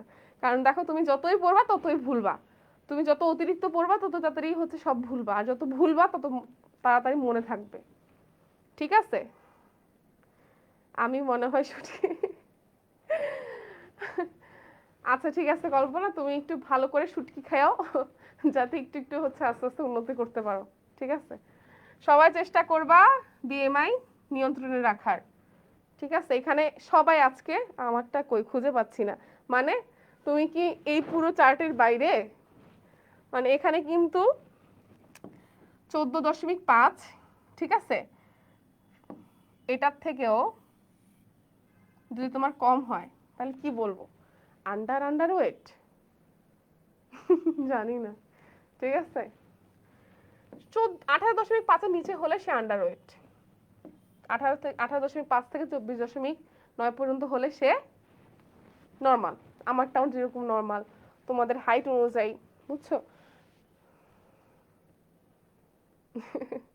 ঠিক আছে আপু, আমার মনে হয় বিএমআই 18-র নিচে। আহারে বেচারা, তাহলে তোমার জন্য অনেক দোয়া থাকলো, ভালো করে খাবার দাবার খায়ও, বিএমআইটা ঠিক করিও। ঠিক আছে, একটা তো ঠিক করা লাগবে তাই না, বিএমআই না হয় ঠিক করলা। ঠিক আছে, ওকে, ওভারওয়েট বললাম, অবেস বললাম, এই যে দেখো 30 হলে কি হবে, স্থূলকায় হবে। ঠিক আছে, আর 35-এর উপরে মার হাবা, সে তো শেষ। দেখো না আমরা অনেকগুলো আহ, দেখি না যে 100 কেজি 150 কেজি ওজনের একজন হাঁটতেছে, মানে এখন আমরা ট্রল বানাই, মানে ওটা ট্রল করি যে আচ্ছা মানে হাহাহি করি, তার যে কত সমস্যা সে নিজে বুঝতেছে। অনেকে জেনেটিক্যালি হয়, ঠিক আছে, ফ্যামিলির, যে কিছুই না মানে এরকম হয়ে যায়, আল্লাহ না করুক। ঠিক আছে, তো অনেক প্রবলেম হয়। তো তোমরা চেষ্টা করবা, এক্সারসাইজ করবা। ঠিক আছে, এখন শীতের দিন, এখন বেশি বেশি সকালবেলা মর্নিং ওয়াক করবা, খাওয়া দাওয়া ঠিক মতো খাওয়া। ঠিক আছে, আমার হাইট 5 ফুট 5। ওকে ঠিক আছে ঠিক আছে, এখন কেউ বায়োডাটা দিও না, সবাই হচ্ছে নিজের বিএমআই বের করে আমাকে বলবা। ঠিক আছে, এখানে উপরে হচ্ছে ওজন কেজিতে আনবা, আর নিচে উচ্চতা আছে না, উচ্চতা হচ্ছে ইঞ্চি থেকে মিটারে আনতে পারো না, ওটা করে আমাকে হচ্ছে বলবা যে আপু আমি ঠিক আছে, আমি পারফেক্ট। ঠিক আছে, পারফেক্ট বিএমআই। নেক্সট আসো, কোন উদ্ভিদে অণুবীজের মাধ্যমে প্রজনন হয়? অণুবীজ, গম, পাট, সরিষা, এগুলো সবগুলো তো তোমার হচ্ছে আবৃতবীজী। আর ফার্নটা হচ্ছে অ্যান্সার। কেন বলো তো? কারণ ফার্ন অণুবীজের মাধ্যমে প্রজনন হয়, ওই যে স্পোর, ফার্ন থেকে স্পোর হয়। ঠিক আছে, ওকে, হয়েছে, সবাই মজা করতেছো। একটা ছিল যে তোমার ওয়েট থেকে 50 কেজি বাদ দিলে তোমার ওয়েট কত হয়, অনেকে দেখি -11, -10, মানে তার ওজনই 50 না। এরকম যদি থাকো তাহলে বলবো তোমাদের নেগেটিভের দিকে তোমরা আগায় আসো। ঠিক আছে, ওকে নেক্সট দেখো, দেহের ক্ষয়পূরণ বৃদ্ধি সাধন করতে কোন উপাদানটি দরকার? আমাদের হিউম্যান বডি, ঠিক আছে, বৃদ্ধি সাধন, ভালো করে শুনো। ওকে, দেহের বৃদ্ধি সাধন এবং ক্ষয়পূরণ, এটা কোন উপাদান করে? খাদ্য উপাদান কয়টা? 6টা। সবাই ভালো করে শুনো, খাদ্য উপাদান কয়টা? 6টা। কি কি? শর্করা, আমিষ, স্নেহ, 3টা গেল প্রধান 3টা। এর পাশাপাশি ভিটামিন, মিনারেলস এবং পানি। এই মোট 6টা উপাদান যে খাদ্যের মধ্যে থাকবে তাকে বলা হয় সুষম খাদ্য। আমাকে একটু সবাই কমেন্ট করে বলো তো যে সুষম খাদ্যের উদাহরণ কি, বা নিচের কোনটি সুষম খাদ্যর উদাহরণ? সুষম মানে হচ্ছে ব্যালেন্স ডায়েট। তো একটা খাবারের মধ্যে সবগুলো থাকলে সেটাকে বলা হয় সুষম খাদ্য। যেমন কি দুধ, দুধের মধ্যে খাদ্যের 6টা উপাদানই আছে, ঠিক আছে? খিচুড়ি, ওকে? দেখো তাহলে খাদ্যের যে উপাদানগুলো মেইন কি কি? শর্করা, স্নেহ, আমিষ। এখন শর্করা কি করে, আমিষ কি করে, স্নেহ কি করে, আমরা একটু দেখি। এখানে সুন্দর একটা ছবি দেওয়া আছে, সবার আই থিঙ্ক ক্ষুধা লাগছে, তাই আমি খাবারের ব্যবস্থা করলাম। সবাই অনলাইন থেকে খেয়ে নাও, ঠিক আছে? সবার জন্য দেখো কত সুন্দর ডিম আছে। কে ডিম পছন্দ করো ডিম নিতে পারো, কেউ হচ্ছে তোমার বাদাম খেতে পারো। তো আচ্ছা দেখো এখানে একটা চার্ট দেখতে পাচ্ছ খাবারে। এই খাবারটা কোন উপাদান আছে বলতে পারবা? এই সকল খাবারে তোমার খাদ্য উপাদানের কোন উপাদানটা আছে? অ্যান্সার হবে প্রোটিন। এটা হচ্ছে তোমার সব প্রোটিনের সোর্স, প্রোটিন। মনে থাকবে? দেখো এখানে যা দেখতে পাচ্ছ সব কি আমিষ জাতীয় খাবার, মনে থাকবে? আমিষ মানে কি? এই দেখো দুধ, ডিম, নাটস, মাংস, সব এগুলো সব হচ্ছে তোমার আমিষ জাতীয় খাবার। এখন আমিষ জাতীয় বা প্রোটিন জাতীয় খাবার খেলে তোমার কি হয়? তোমার দেহের বৃদ্ধি সাধন মানে গ্রোথ। তার মানে প্রোটিন জাতীয় খাবার না খাইলে তুমি হাইটে লম্বা হইতে পারবা না। হাইটে লম্বা না হলে তোমার বিএমআই কিন্তু কম হবে, ঠিক আছে? তাহলে দেহের বৃদ্ধি সাধন, গ্রোথ, ওটা কোন জাতীয় খাবার খাইলে হবে? প্রোটিন। আরেকটা আছে ক্ষয়পূরণ, মানে তোমার কোথাও হচ্ছে কেটে গেল, সবকিছু হলো, তো দেহের বৃদ্ধি সাধন এবং ক্ষয়পূরণ করে কে? প্রোটিন। তাহলে শর্করা কি করে আপু? শর্করা মানে হচ্ছে কার্বোহাইড্রেট,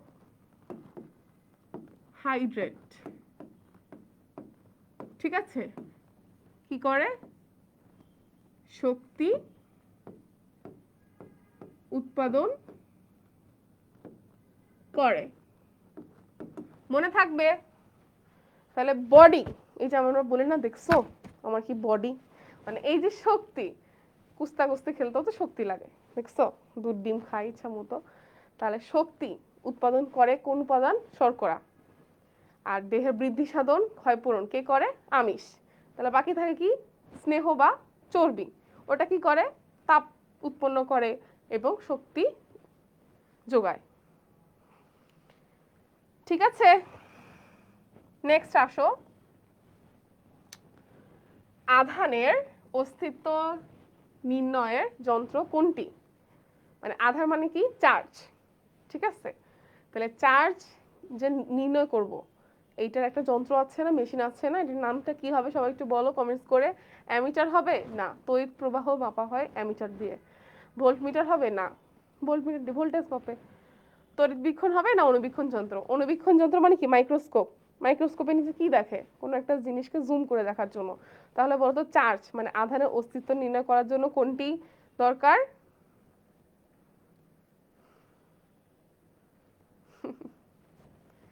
দেখো অ্যান্সার হবে তড়িৎবীক্ষণ যন্ত্র। দেখো তড়িৎ মানে কি? ইলেকট্রিক, মানে ইলেকট্রিক দিয়েই তো হচ্ছে সে আধানটাকে নির্ণয় করবে। এটা একটু টেকনিক্যালি ভাবলে অ্যান্সার পেয়ে যাবা, ঠিক আছে? মনে থাকবে? Very good. সবাই যারা সি বলেছো তোমাদের জন্য লাল গোলাপের শুভেচ্ছা।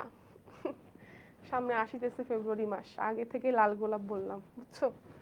দেখো শরীরে বিলিরুবিনের মাত্রা বেড়ে গেলে তাকে কি বলা হয়? এটা কিন্তু অনেক ইম্পর্টেন্ট, এই কোশ্চেনটা অনেক ইম্পর্টেন্ট, মনে থাকবে? আচ্ছা দেখো শরীরে বিলিরুবিনের মাত্রা, বিলিরুবিন কি আপু? কোথায় থাকে? মাথায় না পায়ে?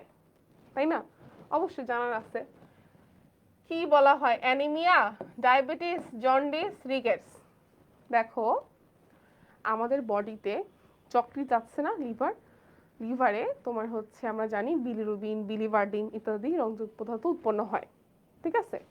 পিত্তরসে কিন্তু পিত্তথলিতে পিত্তরস জমা হয় সবুজ কালার, ঠিক আছে। বিলিরুবিনটা কি কালার? হলুদ কালার, মনে রাখবা হলুদ কালার। এখন আমাদের বডিতে যদি এক্সিড মানে অতিরিক্ত পরিমাণে তোমার বিলিরুবিন উৎপন্ন হয়, তখন বডিতে কি কালার হয়ে যাবে বলো তো? হলুদ কালার হবে। যেহেতু বিলিরুবিন কি কালার? হলুদ কালার। তখন কি হবে? যখন আমরা ইউরিন পাস করব, ঠিক আছে, মূত্র কি কালার হবে? হলুদ কালার হবে। এছাড়াও আমাদের দেহে কিছু অংশ যেমন স্কিন হলুদ কালার হয়ে যাবে, চোখের স্ক্লেরা হলুদ কালার হয়ে যাবে, ঠিক আছে। আর তো বললাম মূত্র হলুদ colour.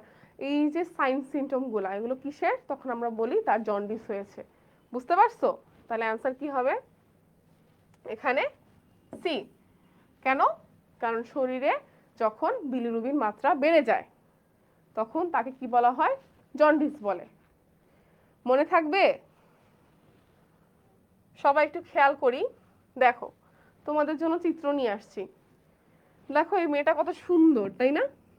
Fair and lovely. But ওর যখন জন্ডিস হয়েছে কিভাবে বুঝলাম? এই দেখো বডি স্কিন টোনটা চেঞ্জ হয়ে গেছে, চোখে যে সাদা যে অংশটা স্ক্লেরা সেটা চেঞ্জ হয়ে গেছে, তারপরে হচ্ছে দেখবা মানে অনেকগুলো দেখলে আমরা বুঝতে পারি। তাহলে জন্ডিস কি? জন্ডিস হচ্ছে ইউলিশ একটা কালারেশন স্কিন এবং আয়ের, ঠিক আছে। কখন হয়? যখন বিলিরুবিন মাত্রাটা বেড়ে যায় ব্লাড সেলসে, ঠিক আছে। এই দেখো তখনই জন্ডিস হয়। ক্লিয়ার? সবাই বুঝতে পারছো জন্ডিসের ব্যাপার স্যাপার? জন্ডিস হলে কি ট্রিটমেন্ট বলো তো? ট্রিটমেন্টই নেই আপু। জন্ডিস ঠিক হয়ে যায়, ঠিক আছে, একটু রেস্ট নিতে হয়, ডাবের পানি খেতে হয়, ঠিক আছে। নেক্সট, ক্ষারের সংস্পর্শে লিটমাস কাগজের কোন পরিবর্তনটি দেখা যায়? ভালো করে ঠান্ডা মাথায় খেয়াল করো।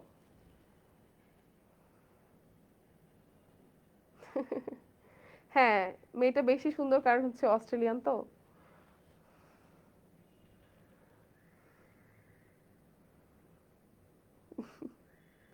দেখো নেক্সট কোশ্চেন বললাম, সবাই একটু অ্যান্সার দাও। এটার অ্যান্সার কি হবে সবাই একটু বলো তো? যে ক্ষারের সংস্পর্শে যদি লিটমাস কাগজ রাখি তাহলে কালারটা কি হবে? লিটমাস পেপার সবাই আমরা চিনি, অ্যাসিড যদি হয় সেটা কি কালার হবে, আবার ক্ষার যদি হয় সেটা কি কালার হবে, আমরা সবাই কিন্তু জানি। সবাই একটু তাড়াতাড়ি হচ্ছে কমেন্টস করে বলো দ্রুত। মানে আমি একটা নিলাম, জানি না এটা অ্যাসিড নাকি ক্ষার, কিন্তু দ্রবণটা ক্ষার, ঠিক আছে। এখন ভালো করে ভাবো, ক্ষারের দ্রবণে যদি আমি অ্যাসিড দিই, লিটমাস পেপার কি কালার হবে? এটা কিন্তু আমরা মনে রাখার টেকনিকটা জানি, সবাই জানি না? দেখো এটা তো তোমার হচ্ছে সেই ইটা যে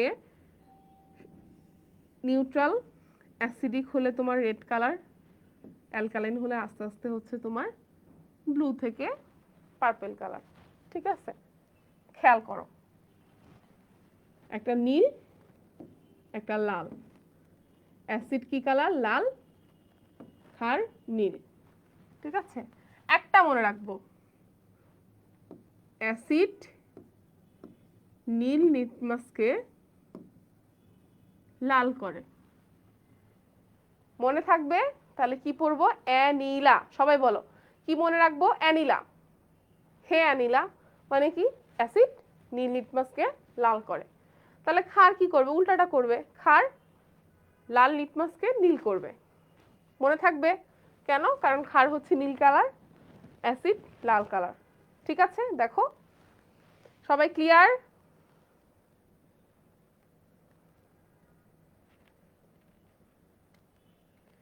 সবাই একটু কমেন্টস করে বলো আপুকে, তাহলে হচ্ছে আপু আবার তোমাদেরকে হচ্ছে বলতে পারবো। সবাই কি বুঝতে পেরেছো যে অ্যাসিড কি করে? লিটমাস পেপারে যখন অ্যাসিড থাকবে সেটা, তাহলে ওই লিটমাস পেপার কি কালার হয়ে যাবে বলো তো? লাল কালার হবে, ঠিক আছে। দেখো এই যে অ্যাসিডিক সলিউশন, নীল লিটমাস লাল হয়ে গেছে। বেসিক মানে হচ্ছে তোমার ক্ষারীয় সলিউশনে লাল লিটমাস পেপার ডুবাইছে, নীল কালার হয়ে গেছে, তার মানে এটা ক্ষার। বুঝতে পারছো? ডান। কত সুন্দর সুন্দর চিত্রগুলো তোমাদের জন্য নিয়ে আসছি। তাই না?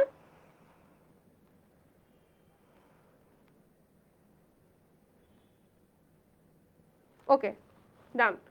এখন আসো, অক্সিজেন যুক্ত রক্ত সরবরাহ করে কোনটি? দেখো, এইটা তোমাদেরকে যখন হচ্ছে রক্ত চ্যাপ্টারটা পড়িয়েছিলাম এর আগে, হৃৎপিণ্ড ছবি দেখে একে বুঝাইছিলাম যে এটা আসবেই, যে নিচের কোনটি অক্সিজেন সমৃদ্ধ রক্ত পরিবহন করে, নিচের কোনটি কার্বন ডাইঅক্সাইড যুক্ত রক্ত সরবরাহ করে, বা কোনটি ব্যতিক্রম, এই রিলেটেড কোশ্চেন তোমাদের আসবেই।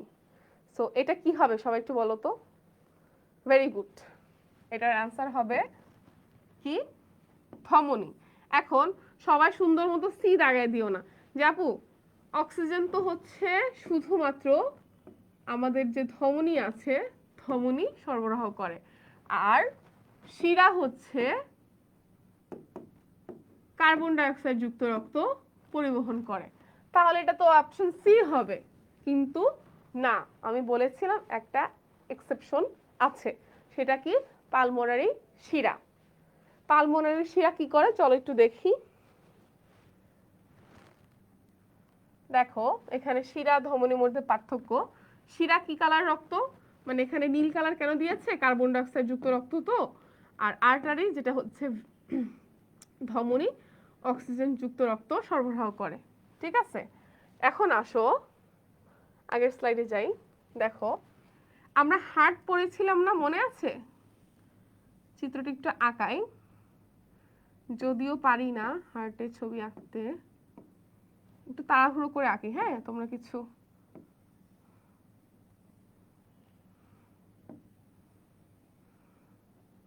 ঠিক আছে?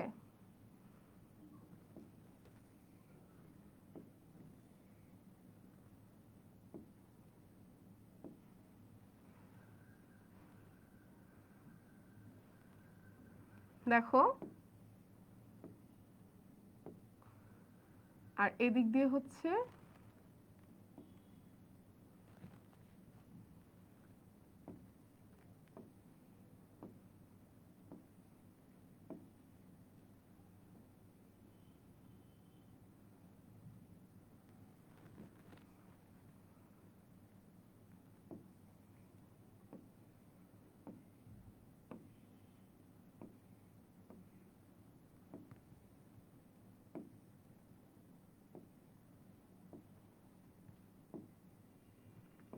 বুঝে নাও, ঠিক আছে? আমি একটু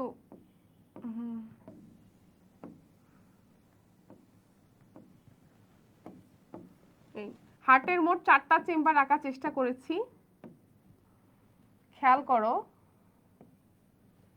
দেখো এটা একটা হার্ট, ঠিক আছে? এই দিক দিয়ে হচ্ছে তোমার সুপিরিয়র ভেনা কেভা,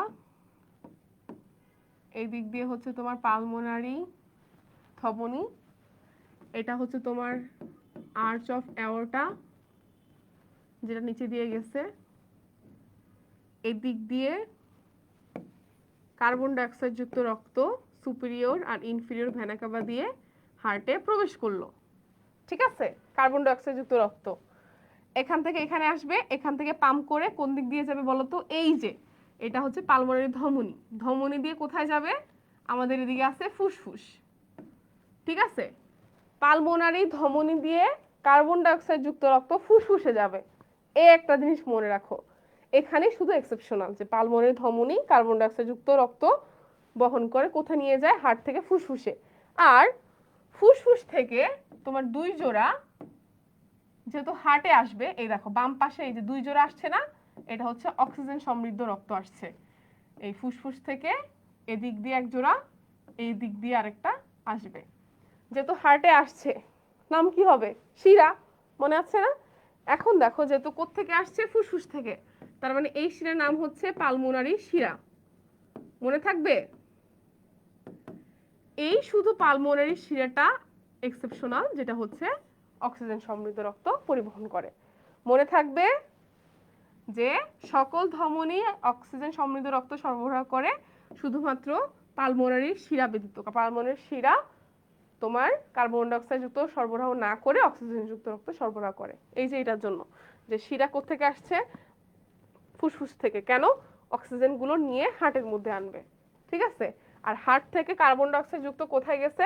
পালমোনারি ধমনির মাধ্যমে। কোথায় গেছে? ফুসফুসে। এই জাস্ট এটা মনে রাখবা, এই জন্য বলা হয় হার্টের এই চক্রটা দ্বিবর্তী সংবহনতন্ত্র। ঠিক আছে, নেক্সট আসো।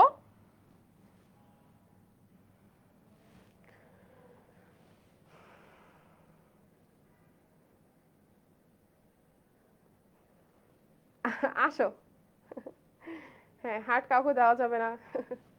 ঠিক আছে, ভরের আন্তর্জাতিক একক কোনটি?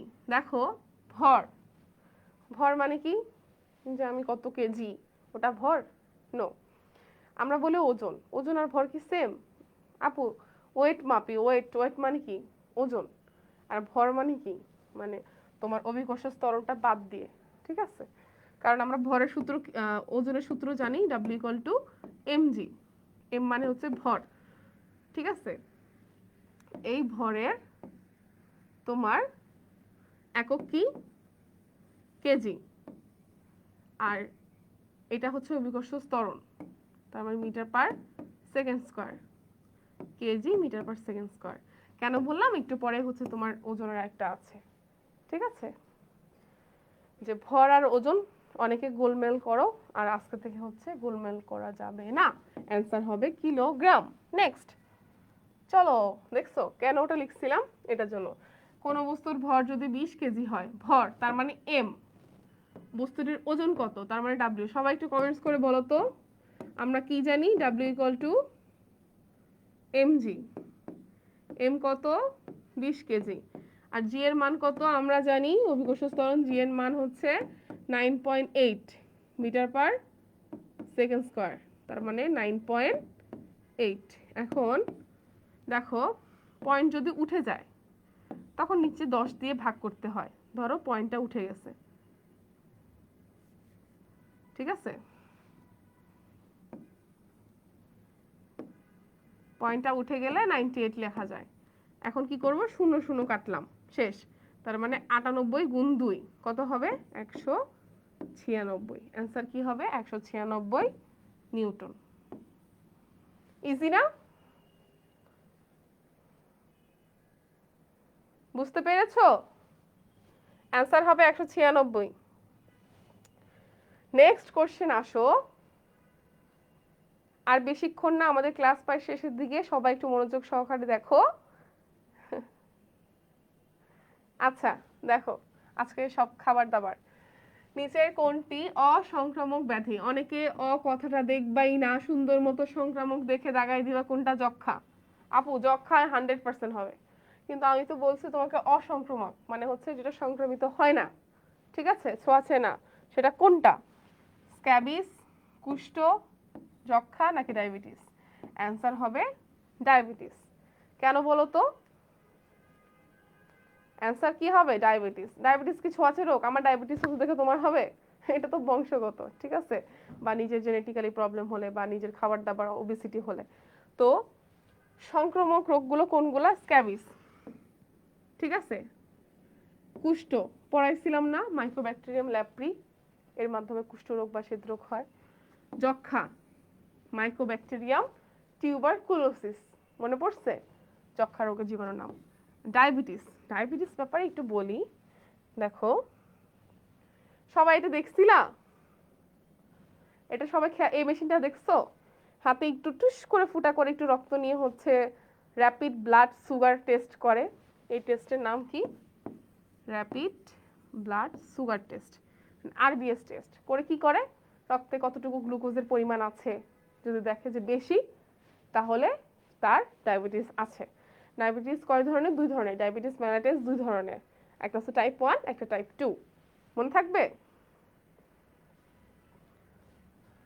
তো এই দেখো, জাস্ট 1 ফোঁটা রক্ত যখন ঢুকে তখন বোঝা যায় যে রক্তে গ্লুকোজের পরিমাণ কত। যদি রক্তের গ্লুকোজের পরিমাণ স্বাভাবিকের থেকে বেশি হয়, তখন আমরা বলি তার ডায়াবেটিস হয়েছে। মনে থাকবে? আর ডায়াবেটিস পেশেন্টদের ট্রিটমেন্ট হচ্ছে 3টা ডি, ঠিক আছে? Discipline, diet, dose. মনে থাকবে? আসো next question. Motor, generator, transformer ইত্যাদিতে কি ধরনের চুম্বক ব্যবহৃত হয়? চুম্বক, ঠিক আছে। দেখো মোটর বলি, জেনারেটর বলি, ট্রান্সফরমার, এগুলো সব কি এই সব কিছুতে অস্থায়ী চুম্বক ব্যবহৃত হয়। মনে থাকবে? হ্যাঁ, অ্যান্সার হবে এ। প্রাকৃতিক চুম্বকও হবে না, সিরামিকও হবে না, স্থায়ী চুম্বকও হবে না, অস্থায়ী চুম্বক। এই যে জেনারেটরগুলো যে চলে এগুলোতে অস্থায়ী চুম্বক ব্যবহৃত হয়। নেক্সট কোশ্চেন আসো, লাস্ট কোশ্চেন। রক্ত শূন্যতা বলতে কি বোঝায়? ভালো করে শুনবা, ভালো করে। এই টপিক থেকে কিন্তু কোশ্চেন আসবেই, রক্ত থেকে, ঠিক আছে। এবং রক্তের সবচেয়ে ভাইটাল যেটা হচ্ছে রক্ত শূন্যতা। দেখো রক্ত শূন্যতা মানে কি? রক্তের পরিমাণ কম। রক্তের কি থাকে বলতো? রক্তরস আর রক্তকণিকা। রক্তকণিকা কয় ধরনের? 3 ধরনের। আরবিএস মানে রেড ব্লাড কর্পাসল, তারপর হচ্ছে শ্বেত রক্তকণিকা, হোয়াইট ব্লাড কর্পাসল, আর একটা হচ্ছে থ্রোম্বোসাইট বা অনুচক্রিকা, ঠিক আছে। এখন যেটা আরবিএস আছে, ঠিক আছে, যেটা হচ্ছে আরবিসি, ঠিক আছে, আরবিএস বলতেছি র্যাপিড ব্লাড সুগার। আচ্ছা দেখো, আরবিসি মানে কি? লোহিত রক্তকণিকা। এই লোহিত রক্তকণিকার মধ্যে কি থাকে? হিমোগ্লোবিন থাকে। কি থাকে বলো? হিমোগ্লোবিন। এই হিমোগ্লোবিন থাকার কারণেই তোমার রক্তের রং লাল দেখায়। তার মানে রক্তের রং যদি হালকা কালার হয় বুঝবো তার মধ্যে হিমোগ্লোবিন কম আছে। হিমোগ্লোবিন কম থাকার মানে কি? লোহিত রক্তকণিকা কম আছে। লোহিত রক্তকণিকা কম থাকা মানে কি? আলটিমেটলি রক্ত কম থাকে। তার মানে কি? রক্ত শূন্যতা হচ্ছে। মনে থাকবে? এবার বুঝতে পারছো? রক্ত শূন্যতা মানে অ্যানিমিয়া। ইংলিশে যদি বলি অ্যানিমিয়া, ঠিক আছে। রক্ত শূন্যতার আরেক নাম কি? অ্যানিমিয়া। তাহলে অ্যানিমিয়া হয় কোনটির কারণে? যখন আরবিসি কমে যায়, যখন লোহিত রক্তকণিকা হ্রাস ঘটে বা হিমোগ্লোবিনের পরিমাণ কম থাকে। মনে থাকবে? তাহলে অ্যানিমিয়া মানে রক্ত শূন্যতা।